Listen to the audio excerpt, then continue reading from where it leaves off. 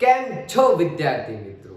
હું ભાવેશ પટેલ તમારી માટે ધોરણ 10 ના વિદ્યાર્થીઓ માટે એક સરસ મજાના ચેપ્ટરની વાત લઈને તમારી જોડે આવ્યો છું. ચેપ્ટરનું નામ છે રાસાયણિક પ્રક્રિયાઓ અને સમીકરણો. આ ચેપ્ટર એ ખૂબ જ સરળ છે. શા માટે હું તમારી સમક્ષ આવ્યો છું? તો ઘરે બેઠા મફત તમે ભણી શકો છો. જે વિદ્યાર્થીઓ એટલા સક્ષમ નથી કે પોતે કોઈ ક્લાસીસમાં જાય અને એજ્યુકેશન મેળવે, તો વિદ્યાર્થી મિત્રો એકદમ મફત અને સરળ ભાષામાં જો તમારે જ્ઞાનની જરૂર હોય તો જોડાઓ આજે જ અમારી ચેનલમાં. લાઈક કરો, શેર કરો અને સબસ્ક્રાઈબ કરો, જેથી નવા વિડીયો તમને તરત જ મળે. ચેપ્ટરની શરૂઆત કરું છું. શરૂઆત કરતા પહેલા નોટ પેન લઈ બેસી જજો વિદ્યાર્થી મિત્રો, કારણ કે આજે ઘણું બધું જાણવા મળશે. ટેક્સ્ટબુક વાંચશો તો ખબર પડશે, પરંતુ 100% ખબર નહીં પડે કે એનો કહેવાનો અર્થ શું થાય છે. આજે હું સરળ ભાષામાં તમને સમજાવી દઉં. Okay, ready, start. સૌથી પહેલા રાસાયણિક પ્રક્રિયાઓ. રાસાયણિક પ્રક્રિયાઓના કારણે જોવા મળે છે ફેરફાર. તમે જુઓ છો દિવસ દરમિયાન આપણી આજુબાજુ ઘણા બધા ફેરફાર થાય છે. સવારે ઉઠીએ, બ્રશ કરીએ, બધું કામ પતી જાય, ફ્રેશ થઈએ, નાસ્તો કરીએ, શાળાએ જઈએ, આવીએ, બધી રાસાયણિક પ્રક્રિયાઓ છે. ખોરાક તમે સવારે ખાધો હોય, ફૂલ એનર્જી હોય, બપોર પડતા પડતા એનર્જી ગાયબ, ફરી ખોરાક લો, રાસાયણિક પ્રક્રિયા થાય, ઉર્જાનું ઉત્સર્જન થાય. રાસાયણિક પ્રક્રિયાઓ, આ રાસાયણિક પ્રક્રિયાઓ છે, એના અંદર ફેરફાર થઈ રહ્યો છે, આપણી આસપાસ ફેરફાર થઈ રહ્યો છે. ફેરફારના બે પ્રકાર. કેટલા? બે પ્રકાર. કયા કયા? ભૌતિક અને રાસાયણિક.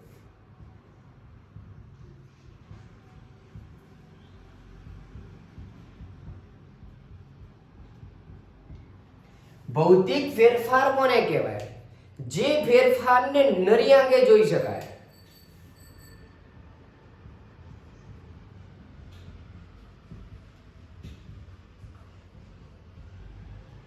જે ફેરફારને નરી આંખે જોઈ શકાય, જેમ કે બરફનું પીગળવું. બરફ પીગળતો આપણે જોઈ શકીએ. પીગળે પછી એને તપેલી બંદર ઉપર મૂકી ગરમ કરીએ તો બાષ્પીભવન થાય, વાયુમાં રૂપાંતર થાય.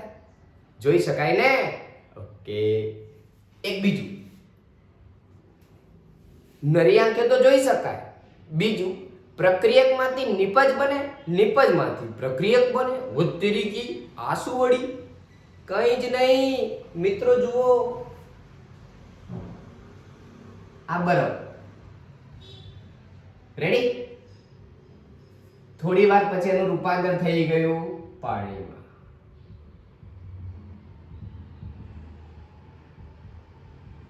રેડી? ગરમ કર્યું તો હવે આ પ્રવાહી હતું, એની રૂપાંતર થઈ ગઈ પાણીની બરફ. આ પાણીનો બરફ.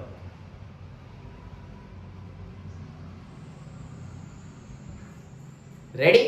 હવે આ વરાળને જો ઠંડી પાડું તો પાછું પ્રવાહી મળે. પ્રવાહીને ઠંડુ પાડું તો ફરી બરફ મળે. મતલબ એકમાંથી બીજામાં, બીજામાંથી ત્રીજામાં, ત્રીજામાંથી બીજામાં, બીજામાંથી પહેલામાં. આમ એકમાંથી બીજામાં, બીજામાંથી પાછળમાં, એકબીજામાં રૂપાંતરણ જોવા મળે છે. મતલબ એક વખત બીજું કંઈ બની ગયું તો પાછું પણ આવી શકે છે, જેને કહેવામાં આવે છે ભૌતિક ફેરફાર. શું કહેવામાં આવે છે? ભૌતિક ફેરફાર. બરાબર? તો અહીંયા આગળ તમે કેમિસ્ટ્રીની ભાષામાં પ્રક્રિયકમાંથી નિપજ બને અને નિપજમાંથી પ્રક્રિયક બને, આને કહેવાય ભૌતિક ફેરફાર. એક વખત નિપજ બની, નિપજમાંથી પાછું એ બની શકે, એને કહેવાય ભૌતિક ફેરફાર.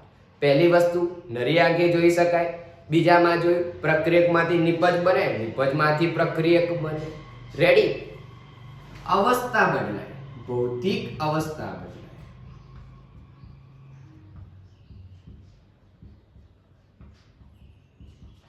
અવસ્થા કોને કહેવાય? અવસ્થા કોને કહેવાય? અરે પાગલો, આ બરફ કેવો હોય? ગરમ. પાણી કેવું હોય? પ્રવાહી. આ કેવું હોય? વાયુ. આ બધી અવસ્થાઓ કહેવાય. આને શું કહેવાશે? અવસ્થાઓ. ઘન, પ્રવાહી, વાયુ. અને બીજું આવે દ્રાવણ. જ્યારે ધારો કે NaCl ને પાણીમાં ઓગાળો, તમે આના અંદર ઓગાળો તો આને કહેવાય મીઠાનું દ્રાવણ. શું કહેવામાં આવશે? મીઠાનું દ્રાવણ. રેડી? ઘન, પ્રવાહી, વાયુ અને દ્રાવણ. દ્રાવણને ઇંગ્લિશમાં એક્વસ કહેવામાં આવે. શું કહેવામાં આવે? એક્વસ. તો અવસ્થા વિશે ખબર પડી ગઈ. એટલે કે અવસ્થા બદલાય. કઈ કઈ? તો ઘન, પ્રવાહી, વાયુ અને દ્રાવણ. સોલિડ, લિક્વિડ, ગેસ અને એક્વસ. રેડી? ઓકે. બીજું, આનું બંધારણ બદલાતું નથી. રાસાયણિક બંધારણ ના બદલાય. કેમ?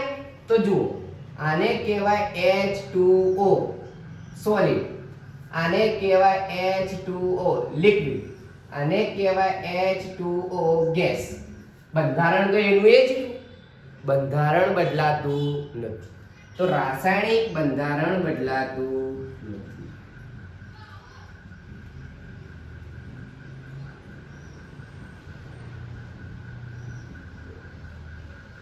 મતલબ રાસાયણિક ગુણધર્મો સમાન.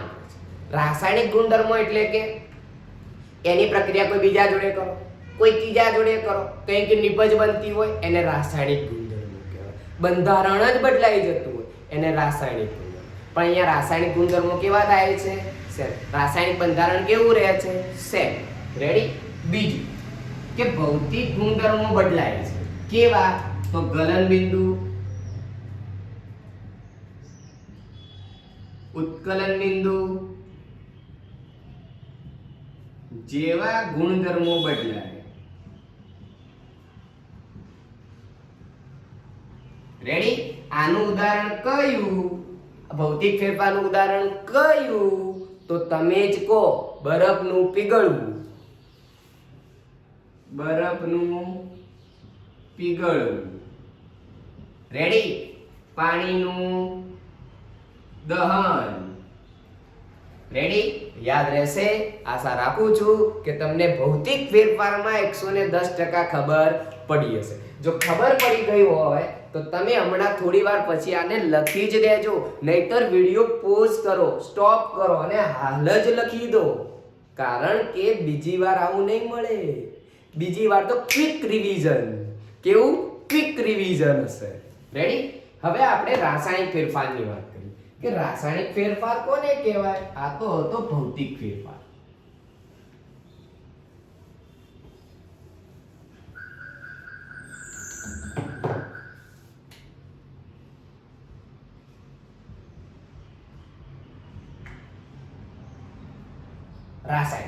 રાસાયણિક ફેરફાર કોને કહેવાશે? અરે હમણાં તો વાત કરી કે આને નરી આંખે જોઈ શકાય, આને નરી આંખે ના જોઈ શકાય.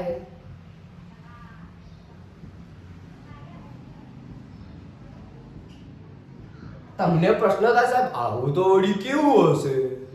તો બેટા ચિંતા કરવાની જરૂર જ નહીં. તમે ખોરાક ખાધો, હા ખાધો, શું થયું? પાચન થઈ ગયું સાહેબ. કેવી રીતે થયું? અલ્યા ભાઈ, જઠરમાં હાઇડ્રોક્લોરિક એસિડ ઉત્પન્ન થાય, એના કારણે ખોરાકનું પાચન થઈ જાય. એના કારણે શું થાય? ખોરાકનું પાચન થઈ જાય. એ શું છે? રાસાયણિક પ્રક્રિયા છે. તો સાહેબ આપણે કેવી રીતે જોવાની? અલ્યા ગોળા, ન જોઈ શકાય. રાસાયણિક પ્રક્રિયા જોઈ શકાય? ના જોઈ શકાય. સાહેબ કઈ રીતે? તો જો, દૂધનું દહીં બને, દૂધમાંથી દહીં બની જાય પછી એટલે આપણે જોઈ કે કેવી રીતે બને? ના, વાત તો સાચી. માખણમાંથી ઘી બનવું આપણે જોઈ શકીએ? ના, એ તો એની જાતે થઈ જાય છે. લોખંડને કાટ લાગવો, સાચી વાત છે સાહેબ, એવું જ થાય છે. આ બધા છે રાસાયણિક ફેરફાર. એક વખત જો નિપજ બની ગઈ તો નિપજમાંથી પ્રક્રિયકમાં આવતું નથી. તો આના માટે શું લખાશે કે પ્રક્રિયકમાંથી નિપજ જ બને, નિપજમાંથી પાછું આવતું નથી. એક વખત પ્રક્રિયકમાંથી નિપજ બની એટલે વાર્તા પૂરી. તમે નાના હતા, અત્યારે કેટલા મોટા થયા છો, હવે પાછા નાના થશો નહીં. તો નાનામાંથી મોટું થવું, કેવો ફેરફાર? રાસાયણિક ફેરફાર. બોલો, યાદ રહેશે? પાછું બંધારણ પણ બદલાઈ જાય, એના બંધારણમાં ફેરફાર થઈ જાય. ધારો કે એક પ્રક્રિયા લઈએ, હાઇડ્રોજન અને ઓક્સિજન વચ્ચે પ્રક્રિયા થઈ પાણી મળે છે. આને સંતુલન કરું તો અહીંયા બગડો અને અહીંયા બગડો. રેડી? આનો ગુણધર્મ આગ લગાવવામાં મદદ કરે. આગ લગાવવામાં, આ બંનેના ગુણધર્મો એક જ, આગ લગાવવામાં મદદ કરે. આના વગર તમને આગ લાગે? તમે નાના નાના ધોરણમાં એક પ્રયોગ ભણીને આવ્યા કે મીણબત્તીને જ્યારે સળગતી હોય એના ઉપર જ્યારે ઊંધો ગ્લાસ રાખો ત્યારે સળગતી શું થઈ જાય છે? બંધ થઈ જાય છે. કેમ? ઓક્સિજનની ગેરહાજરી વળી. તો હવાની હાજરીમાં જ આગ લાગે.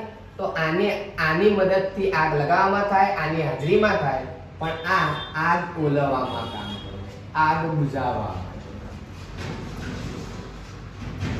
આ શેના માટે વપરાય છે? આગ બુઝાવવા માટે. તો બંનેમાં ફરક. જ્યારે અહીંયા જોયું તો બધું સેમ ટુ સેમ હતું, અહીંયા તો બધું બદલાઈ ગયું. તો રાસાયણિક ફેરફારમાં તત્વો પોતાના મૂળભૂત ગુણધર્મો ગુમાવે છે અને નવા ગુણધર્મો મેળવે છે. રેડી? મૂળભૂત ગુણધર્મ ગુમાવી,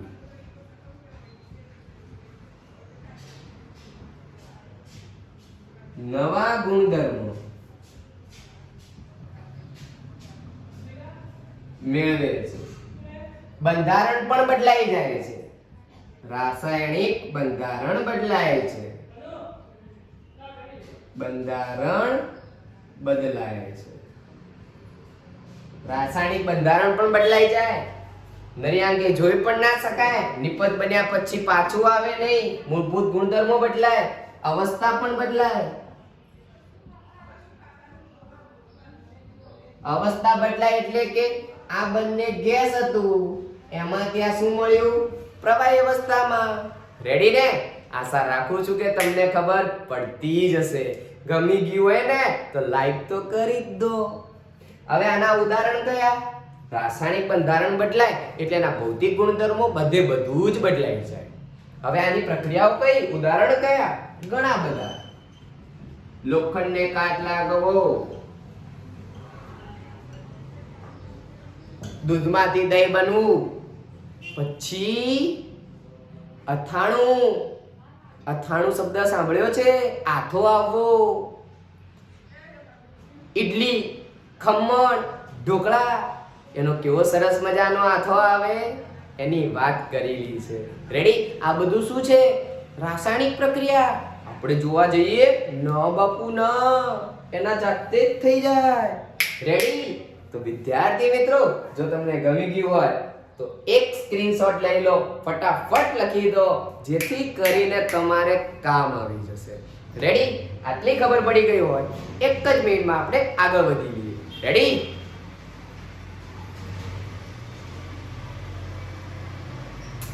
અહીંયા કદાચ લખેલું તમને દેખાતું ન હોય કે પાણીનું દહન છે. અહીંયા શું લખેલું છે? પાણીનું દહન. રેડી? વિદ્યાર્થી મિત્રો યાદ રાખજો. ડન. હવે આગળ વધીએ પ્રક્રિયાઓ કોને કહે છે. સમીકરણ આપેલું હતું કે રાસાયણિક પ્રક્રિયાઓને સમીકરણ. આ રાસાયણિક શબ્દ ઉપરથી આટલું ભણ્યા. પ્રક્રિયા ઉપરથી કોને કહેવાશે પ્રક્રિયા? એ જોવાનું છે. જસ્ટ આગળ વધીએ.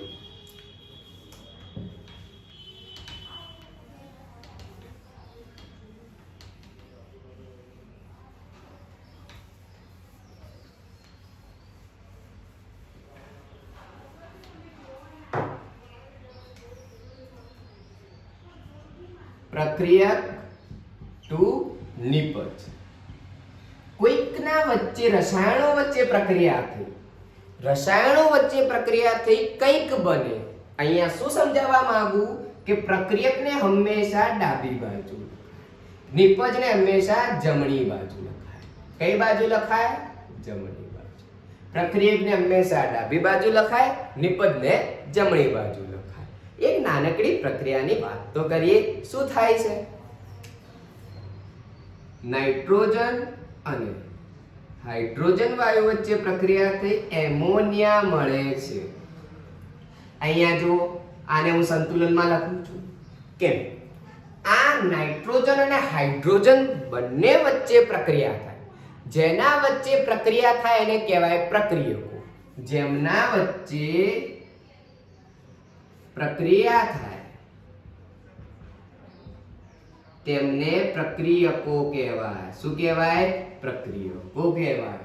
જે મળે પ્રક્રિયાના અંતે જે મળે એને કહેવાય નિપજ.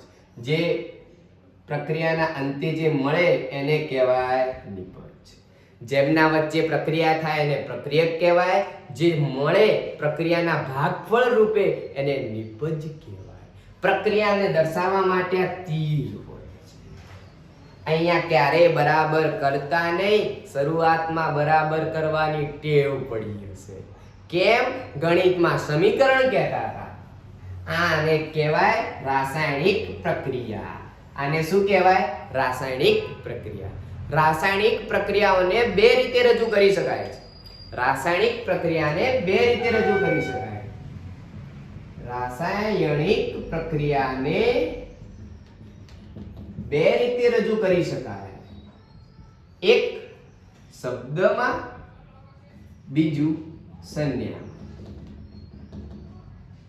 શાબ્દિક સમીકરણ અને સંજ્ઞારૂપી સમીકરણ. શાબ્દિક સમીકરણ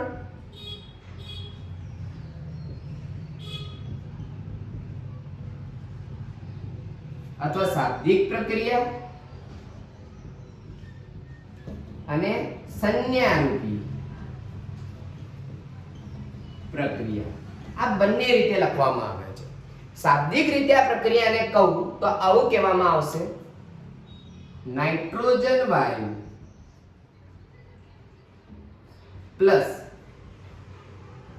હાઇડ્રોજન વાયુ તો શું મળશે? એમોનિયા વાયુ. નાઇટ્રોજન વાયુ અને હાઇડ્રોજન વચ્ચે પ્રક્રિયા થઈ શું મળશે? એમોનિયા વાયુ. શબ્દોમાં આ રીતે લખવામાં આવશે. વિદ્યાર્થી મિત્રો ધ્યાનથી જોજો.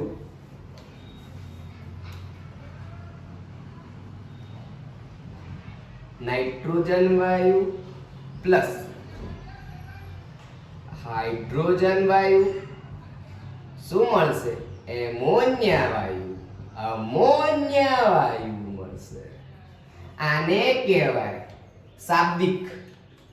આને કહેવાય શાબ્દિક અને આને કહેવાય સંજ્ઞા. બસ આ બે ફરક છે. તમને સ્વાધ્યાયમાં આપેલું જ છે. 5મો, 6ઠ્ઠો, 7મો અને 8મો પ્રશ્ન જ્યાં પ્રક્રિયાઓ સળંગ આપેલી છે. કરો ત્યાં આગળ તમને સંતુલન કરવાની વાત કરેલી છે કે સંતુલન કોને કહેવાય એ પછીની વાત છે. આપણે તો પહેલા આટલું ભણવાનું છે. રેડી? બોલો, આટલી ખબર પડી ગઈ? આના પછી 2 માર્ક્સનો એક મહત્વનો પ્રશ્ન. 2 માર્ક્સનો એક મહત્વનો પ્રશ્ન. મેગ્નેશિયમની પટ્ટીને હવામાં સળગાવતા શું થાય છે? તો લખો જોઈએ વિદ્યાર્થી મિત્રો. મેગ્નેશિયમની પટ્ટીને આ ખબર પડી ગઈ હશે આશા રાખું છું વિદ્યાર્થી મિત્રો તમારી જોડે.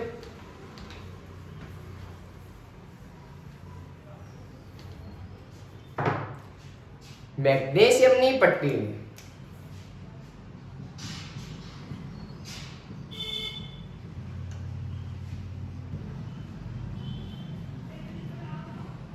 હવામાં સળગાવતા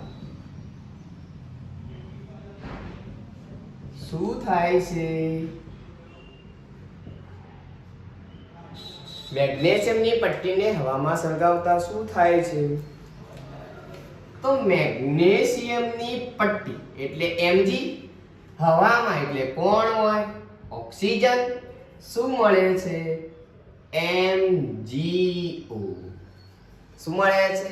MgO. ઓક્સિજન 2 અહીંયા 1 તો આને સંતુલન કરી લો. આને કહેવાય મેગ્નેશિયમ. આને કહેવાય ઓક્સિજન. આને કહેવાય મેગ્નેશિયમ ઓક્સાઇડ.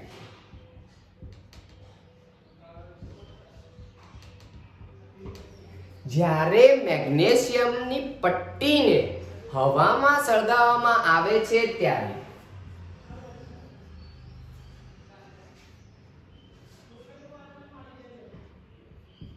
આ મેગ્નેશિયમની પટ્ટી હવામાં સળગાવવામાં આવશે.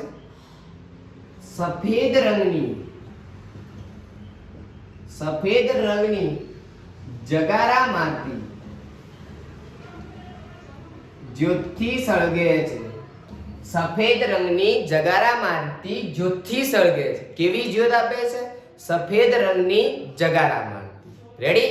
આશા રાખું છું કે તમને આ વસ્તુમાં ખબર પડી હશે કે જ્યારે મેગ્નેશિયમની પટ્ટીને હવામાં સળગાવવામાં આવે છે ત્યારે સફેદ રંગની જગારામાંથી જ્યોત આપે. કેવી જ્યોત આપે છે? સફેદ રંગની જગારામાંથી. રેડી? આગળ વધીએ કે આ કેવો પાવડર આપશે? હવામાં સળગાવવામાં આવે છે ત્યારે MgO સફેદ રંગનો પાવડર મળે. શું મળે છે? સફેદ રંગનો પાવડર.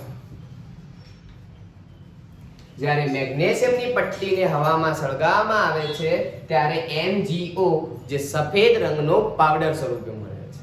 રેડી? અહીંયા એક ચોખવટ કરવામાં આવે છે કે મેગ્નેશિયમની પટ્ટીને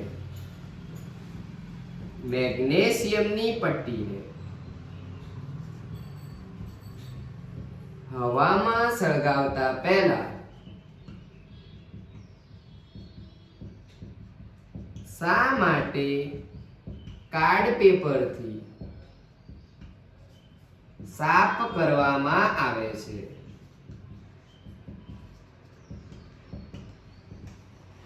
મેગ્નેશિયમની પટ્ટીને હવામાં સળગાવતા પહેલા શા માટે કાર્ડ પેપરથી સાફ કરવામાં આવે છે? આ વસ્તુનું હું આશા રાખું છું કે મારા વિદ્યાર્થીઓ સક્સેશન ટ્યુશનમાં જોડાયેલા છે, સક્સેશન ટ્યુશન ચેનલમાં જોડાયેલા છે, એ વિદ્યાર્થીઓનો આન્સર મને કોમેન્ટ બોક્સમાં આપશે અને નેક્સ્ટ વિડીયોમાં હું આનું સોલ્યુશન આપીશ. રેડી? નેક્સ્ટ સ્ટેપ પર જાઉં છું. 2 માર્ક્સનો મહત્વનો ક્વેશ્ચન. હવે આગળ વધીએ છીએ. રેડી? આના પછીનો ટોપિક એ છે કે રાસાયણિક પ્રક્રિયા થતી હોય તો આપણને ખબર કઈ રીતે પડે? સાહેબ, આપણી જોડે કઈ ઘટનાઓ બને? અલ્યા, સોડા પીવા ગયા છો, કેવા ઉભરા આવે.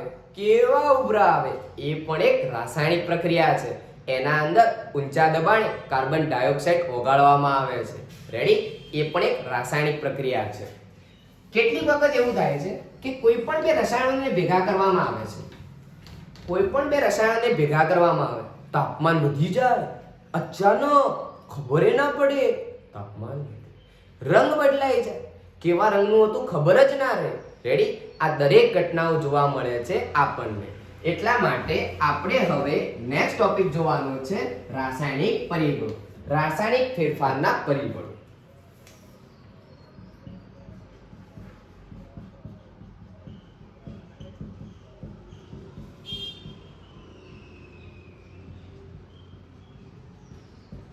રાસાયણિક ફેરફારના પરિબળો કયા?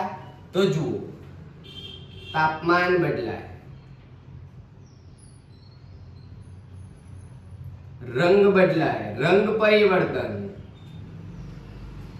મતલબ કોઈ 2 પદાર્થો પહેલા કલર વગર ના હતા, જ્યારે ભેગું કર્યું એટલે કલર આવી ગયો, રંગ પરિવર્તન થયું. કેમ થયું? એમના વચ્ચે પ્રક્રિયા થઈ. પ્રક્રિયા એટલે કંઈક મળ્યું. રેડી? વાયુના ઉભરા આવવા.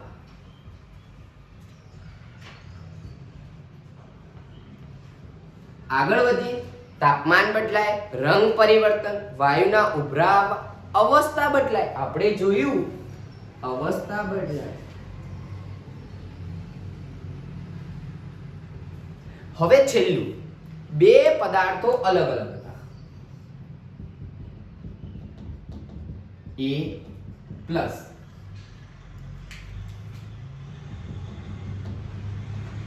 B.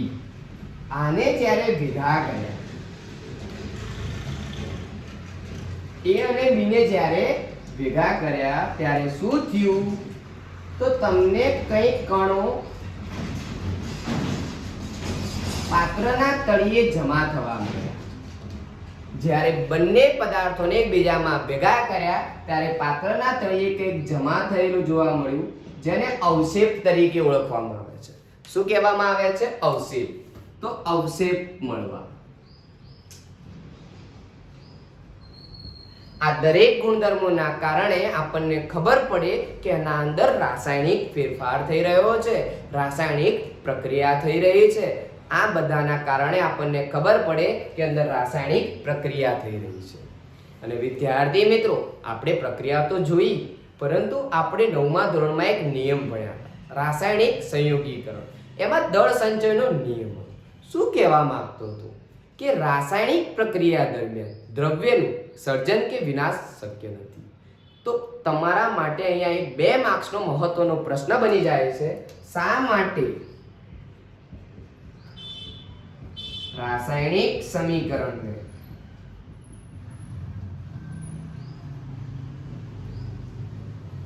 સંતુલન કરવું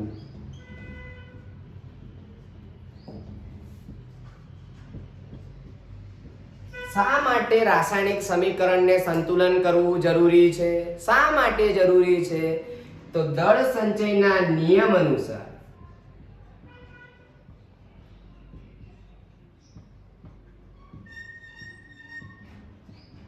રાસાયણિક પ્રક્રિયા દરમિયાન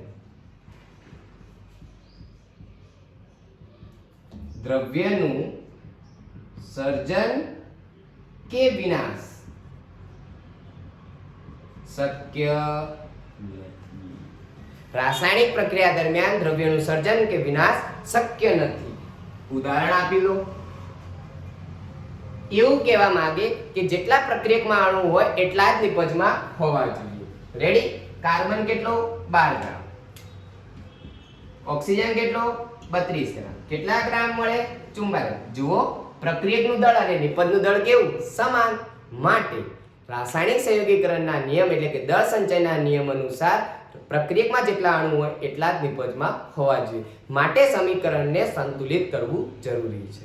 નેક્સ્ટ, આના કરતા મહત્વનો પ્રશ્ન ભણવાનો છે કે પ્રક્રિયાઓને સંતુલન કરવાની છે. તો તમે જો આ વિડીયોનો જેવો રિસ્પોન્સ, જેવો વ્યૂ મળશે, એ રીતે નવા વિડીયો તમારી સુધી પહોંચશે. રેડી? જો વિડીયો ગમે હોય તો લાઈક, શેર અને સબસ્ક્રાઇબ કરવાનું ભૂલશો નહીં. Thank you so much for joining in Succession Tuition.